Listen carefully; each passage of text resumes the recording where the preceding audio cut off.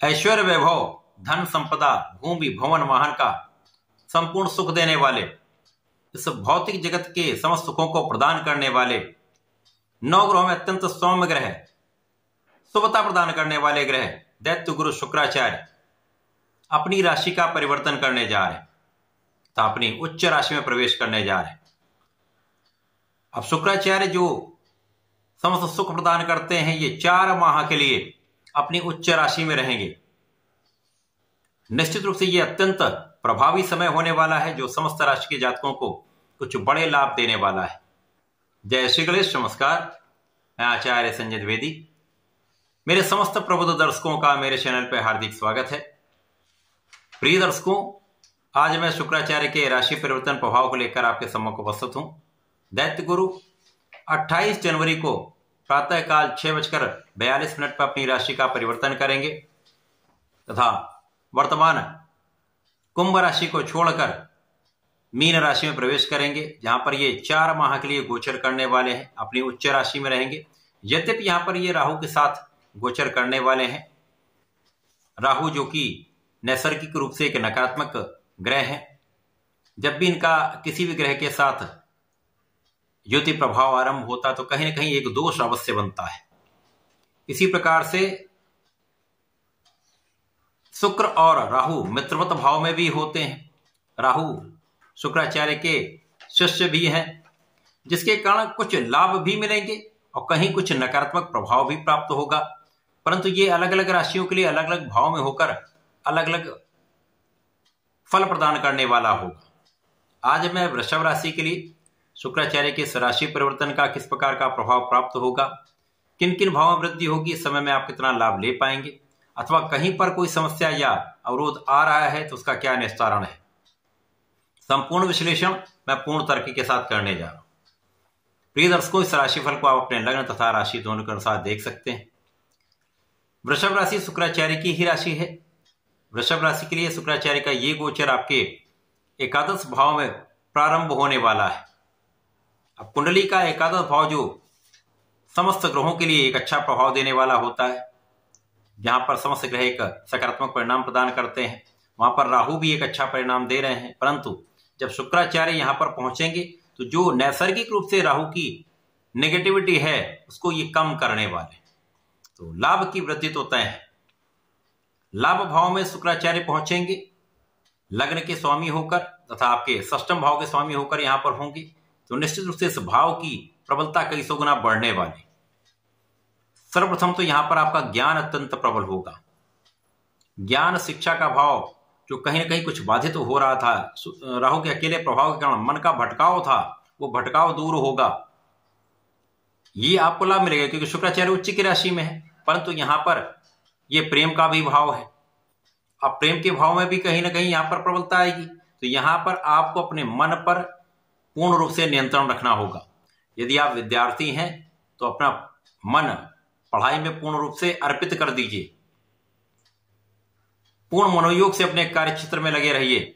मन के भटकाव से बचेंगे तो आप शिक्षा में सफलता तो निश्चित रूप से प्राप्त करेंगे, कहीं पर यहां पर कोई संदेह नहीं। इसी प्रकार से संतान सुख आपको प्राप्त होगा। संतान अच्छी रहने वाली, संतान से आपको लाभ मिलेगा, शिक्षा से आपको लाभ मिलेगा। परंतु किसी प्रकार के भटकाव से, विशेष रूप से प्रेम संबंधों का जो भटकाव है वो कष्टकारी होने वाला है।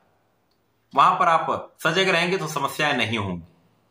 बाकी इस समय में लग्न अत्यंत प्रबल रहने वाली है, आपका कूटनीतिक भाव अत्यंत प्रबल रहने वाला, बुद्धि का बल श्रेष्ठ रहने वाला है, ज्ञान विशिष्ट हो जाएगा।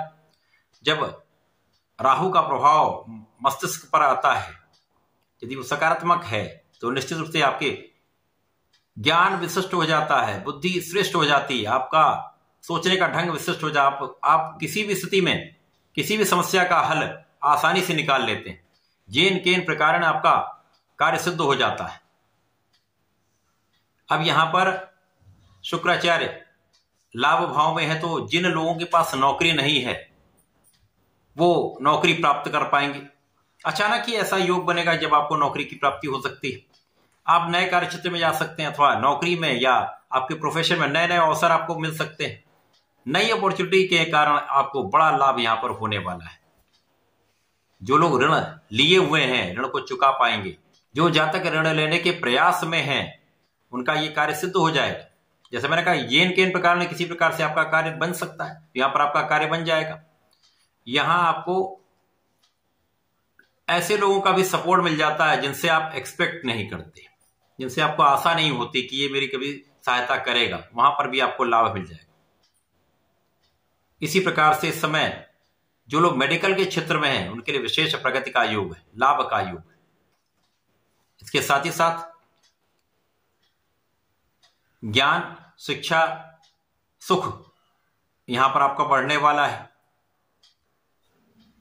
यहां पर शुक्राचार्य आपके एकादश भाव में है।